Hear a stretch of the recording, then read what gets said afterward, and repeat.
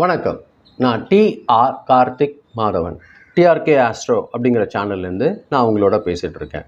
இந்த வீடியோவில் நாம் கடகம் ராசிக்காரர்களுக்கான வாரப்பலன்கள் எப்படி இருக்குது அப்படிங்கிறது தான் நம்ம இந்த வீடியோவில் பார்க்குறோம்.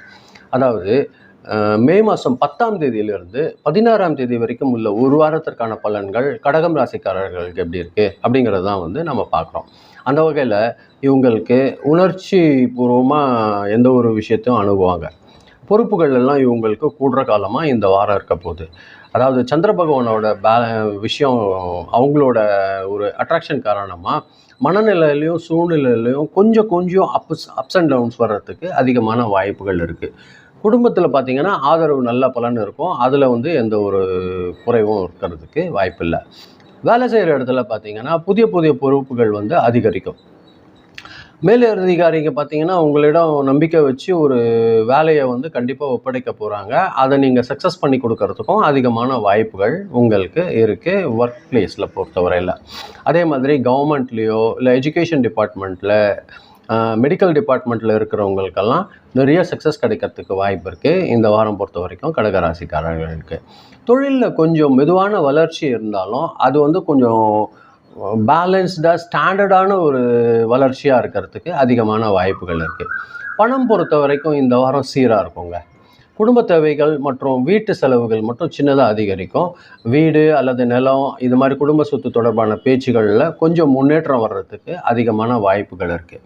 சேமிப்பில் கொஞ்சம் அதிகமாக கவனம் செலுத்துறதும் கொஞ்சம் உங்களுக்கு நல்ல ஒரு வாய்ப்பாக இருக்கும் கடகம் ராசிக்காரர்கள் பொறுத்த வரைக்கும்.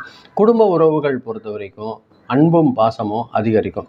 அம்மா வழி உறவுகளில் ஒரு நல்ல மெசேஜ் கிடைக்கிறதுக்கு வாய்ப்பு இருக்குது. அதே மாதிரி உங்கள் குழந்தைகள் மூலியமாக ஒரு மகிழ்ச்சிகரமான விஷயங்கள் நடக்கிறதுக்கு வாய்ப்பு இருக்கும். சில நேரங்களில் பார்த்திங்கன்னா உங்களோட பழைய நினைவுகள் உங்களுக்கு மென்டல் ப்ரெஷர் ஏற்படுத்துகிற மாதிரியாக இருக்கும். அதை மட்டும் கொஞ்சம் கவனமாக சமாளிச்சுக்கோங்க. ஸ்டூடெண்ட்ஸ் பொறுத்த வரைக்கும் மாணவர்களுக்கு நல்ல நினைவாற்றல் மேம்படக்கூடிய ஒரு வாரம் தான் இந்த வாரம்.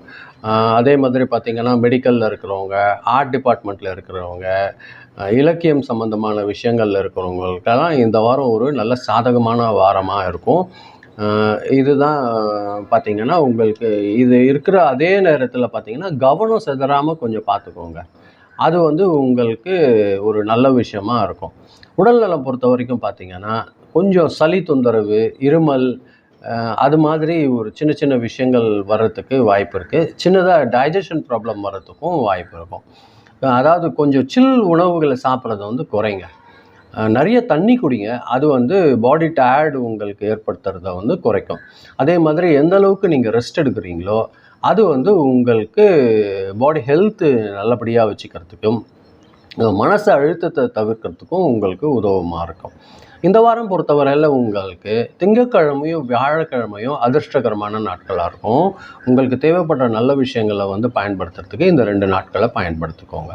அதே மாதிரி பார்த்திங்கன்னா உங்களோட லக்கி நம்பர் இந்த வாரம் என்னவாக இருக்குதுன்னா நம்பர் 2 and 7, 2, 7 இந்த நம்பர் உங்களுக்கு அதிர்ஷ்டகரமான நாட்களாக இருக்குது. இதை நீங்கள் இந்த வாரம் பயன்படுத்திக்கோங்க. கலர் பொறுத்த வரைக்கும் ஒயிட் கலரும் எல்லோ கலரும் உங்களுக்கு சக்ஸஸ் நிறைய தர்றதுக்கு அதிகமான வாய்ப்புகள் இருக்குது. நல்ல வேலைக்கு போகும்போது இந்த 2 கலர் ட்ரெஸ் பயன்படுத்துங்க. அது உங்களுக்கு சக்ஸஸ் அதிகமாக கிடைக்கும். இந்த வாரம் பொறுத்த வரைக்கும் அம்மன் வழிபாடு அல்லது சிவபெருமான் வழிபாடு செய்கிறது உங்களுக்கு ஒரு நல்ல அதிக பலன்கள் கிடைக்கிறதுக்கு வாய்ப்பு இருக்கும். திங்கட்கிழமை பார்த்திங்கன்னா பால் கொண்டு அபிஷேகம் செய்கிறீங்க அம்மனுக்கோ இல்லை சிவபெருமானுக்கு எது உங்களுக்கு முடியுமோ அதை செஞ்சு வழிபட்டிங்கன்னா உங்களுக்கு ஒரு நல்ல சக்ஸஸ் அதிகமாக காத்துட்ருக்கு.